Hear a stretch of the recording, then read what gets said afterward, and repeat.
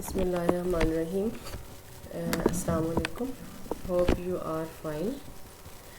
Introduction to hearing impairment is our lecture number 1.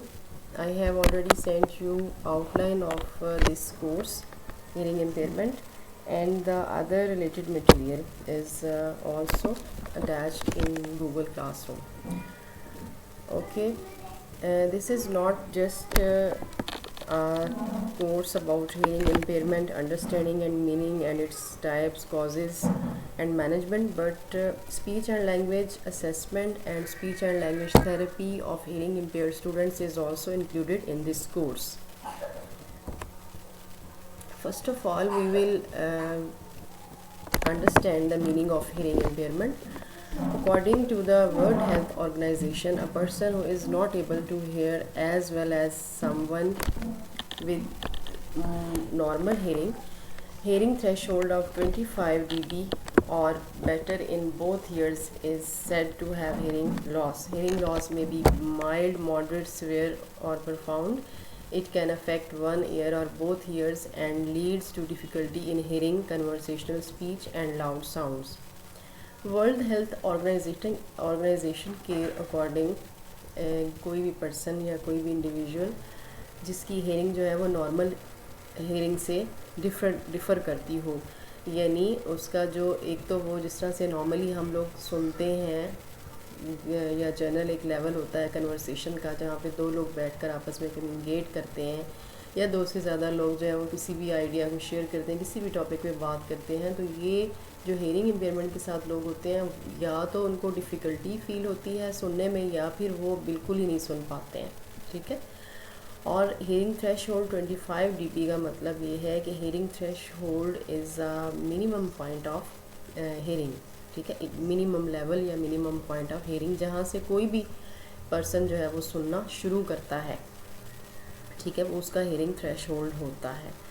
अब जो hearing impairment के साथ लोग होते हैं उनका हेयरिंग थ्रेश होल्ड जो है वो 25 या उससे थोड़ा सा लेस भी अगर हो तो भी हम उसको हेयरिंग इम्पेयरमेंट के साथ कंसीडर करते हैं. हेयरिंग लॉस जो है वो माइल्ड, मॉडरेट, सीवियर या परफॉर्म लेवल का हो सकता है.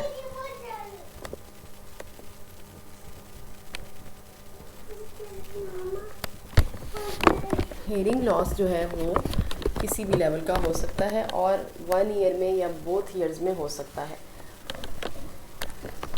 अगर 1 ईयर में होगा तो हम इसको कहेंगे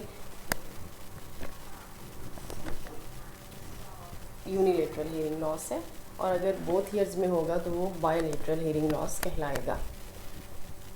इसके अलावा जो भी हेयरिंग इम्पेयर्ड पर्सन है वो नॉर्मल कन्वर्सेशन जो है उसको अंडरस्टैंड नहीं कर पाएगा, उसको समझ नहीं सकेगा, और इसके साथ साथ अगर लाउड साउंड्स भी हैं तो उनको भी वो अंडरस्टैंड नहीं कर पाता. ये इसके डिफरेंट लेवल्स होते हैं, जैसे माइल्ड, मॉडरेट, सीवियर है. इसी तरह से उनकी फिर जो इन लेवल के अकॉर्डिंग जो उनकी एबिलिटी है वो वेरी करती है. नंबर 2 पे है हार्ड ऑफ हेयरिंग. अब हार्ड ऑफ हेयरिंग जो है that is different from deafness. Deafness जो है उसके अंदर कुछ भी कोई भी आवाज़ें जो है वो सुनाई नहीं देती हैं, कुछ स्पेसिफिक साउंड्स के अलावा. बाज़ दफ़ा कुछ स्पेसिफिक साउंड जो है वो डेफ पर्सन जो है उसको सुनाई देती हैं अगर उसकी जो हेयरिंग लेवल है वो थोड़ा सा सीवियर टू परफॉर्म कैटेगरी में फॉल करता है, अदरवाइज़ नहीं. इसी तरह से हार्ड ऑफ हेयरिंग जो है, हार्ड ऑफ हेयरिंग में सुनने में प्रॉब्लम ज़रूर होती है, लेकिन ऐसा नहीं होता कि तमाम किस्म की जो साउंड्स हैं वो सुनाई ना दे रही हो. बाज़ दफ़ा कुछ चीज़ें जो हैं, कुछ आवाज़ें जो हैं वो सुनाई देती हैं और उसमें से कुछ उनका जो पार्ट है वो मिसिंग होता है, अंडरस्टैंडेबल नहीं होती हैं. Hard of hearing refers to the people with hearing loss ranging from mild to severe. People who are hard of hearing usually communicate through spoken language and can benefit from hearing aids. और इनको hearing aid से या other assistive devices जो है उनसे help मिल सकती है. People with more significant hearing losses में बेनिफिट फ्रॉम कॉक्लियर इम्प्लांट्स. इसके अलावा इनको कॉक्लियर इम्प्लांट से भी जैसे डेफ लोगों का कॉक्लियर इम्प्लांटेशन हो सकता है। इसी तरह से हार्ड ऑफ हेयरिंग में भी स्वेयर या मॉडरेटली स्वेयर लोगों का कॉक्लियर इम्प्लांट जो है वो पॉसिबल होता है और उनको कॉक्लियर इम्प्लांट से हेल्प मिलती है। Deaf people mostly have profound hearing loss which implies very little or no hearing. ठीक है, इसके अलावा जो डेफ पीपल हैं, मैंने पहले भी आपको बताया है कि उनमें hearing loss which implies very little or no hearing. ठीक है, या तो उनके पास बहुत मिनिमम हेयरिंग होती है या फिर टोटली दे आर डेफ होते हैं। They often use sign language for communication, और वो अपनी कम्युनिकेशन के लिए साइन लैंग्वेज यूज़ करते हैं। Prevalence of hearing impairment: over 5% of the world population or 466 million people has disabling hearing loss. 432 million adults and 34 million children are included. The majority of people with disabling hearing loss live in low and middle income countries. यानी majority जो इसमें से हैं वो they belongs to the low and middle income countries. Approximately 1/3 people over 65 years of age are affected by disabling hearing loss.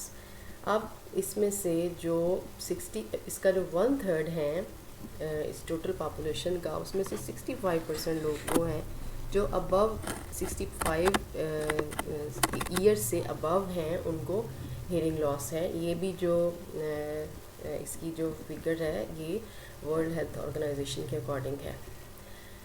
Hearing actually जो ear है that is a main source of hearing. Hearing refers to the reception of sound by the ear, its analysis and its transmission to the brain.